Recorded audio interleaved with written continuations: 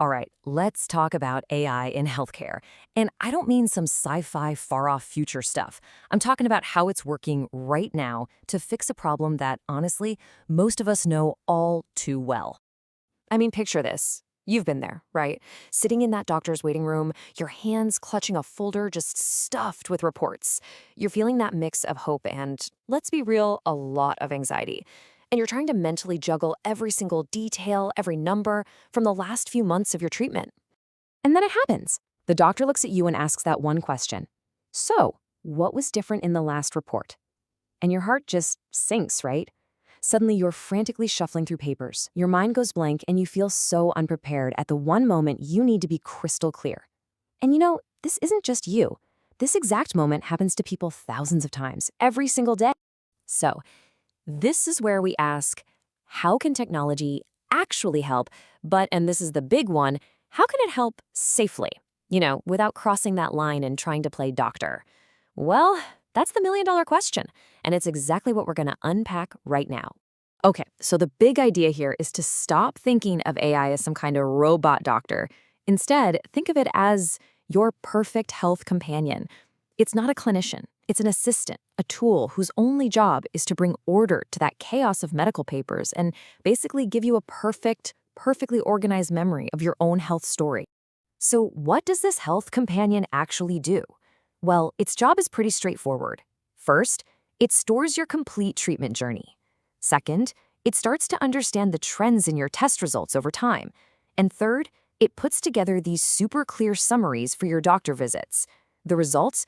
You walk into that appointment feeling totally prepared and confident. It really is all about organization. Okay, so let's pop the hood and see how this thing actually works. I promise it's not some magic black box. It's all based on a really logical step-by-step process. They're called AI flows, and once you get how these flows work, you'll see why this whole system is so reliable. So this really gets to the heart of it. The AI's main job is to take all that scattered data, your lab reports, prescriptions, vitals, and find the connections. It's looking for the story that your data is trying to tell. But how does it start?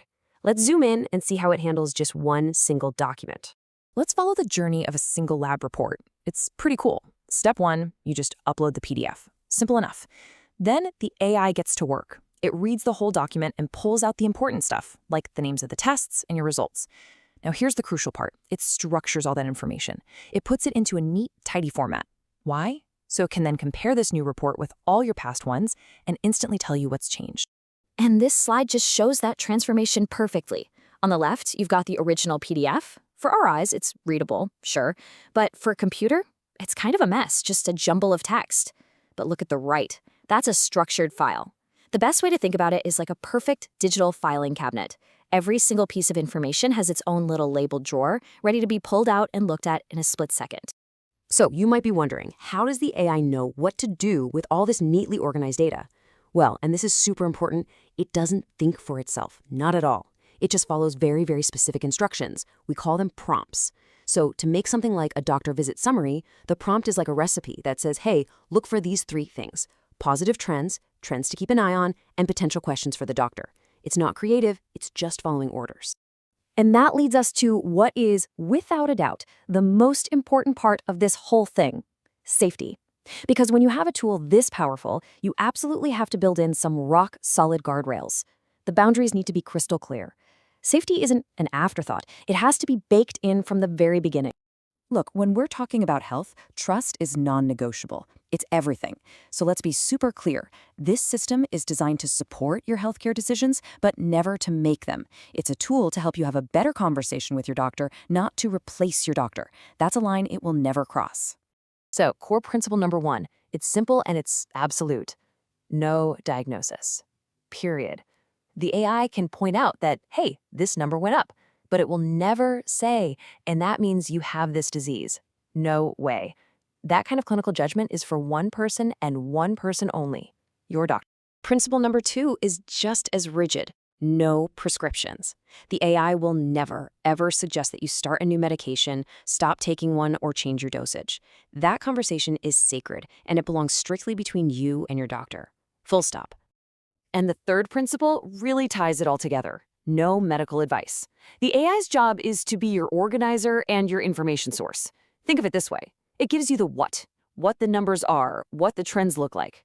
This frees you and your doctor up to focus on the much more important why and what do we do next. And listen, these aren't just feel-good promises on a website. These are hard-coded rules. First, every time you make a request, the system verifies it's actually you. Second, those instructions we talked about, the prompts, have built-in rules that literally forbid the AI from giving advice. And third, before any answer ever gets to your screen, it's double-checked against a safety checklist to make sure it's not breaking any of those core principles. So as we start to wrap this up, let's just bring it all back to the main point. The goal here is so clear. It's about one thing, providing clarity. It is never about providing clinical judgment. At the end of the day, this is about empowering people. It's about giving a helping hand to families, to caregivers who are trying to navigate the incredibly complex world of healthcare. It's about giving them a tool that can actually reduce some of that anxiety and help them feel more confident. If you remember one thing from this, let it be this. The goal here isn't to replace doctors or build a smarter AI doctor. The goal is to empower patients. It's to help create patients who are smarter, more informed, and more in control of their own health journey. And you know, this quote from the person who actually built this system just says it all. The AI part, the trend analysis, that's a super powerful feature for sure. But the real foundation, the heart of this whole thing, is much simpler. It's about giving you a structured, organized history of your health, a memory you can trust and go back to anytime you need it. So I'll just leave you with this question to think about. What if the next big revolution in healthcare isn't about smarter technology at all? What if it's about creating smarter, more informed patients? What if it's about giving people the tools, the clarity, and the confidence they need to stop being just patients and start being true partners in their own healthcare?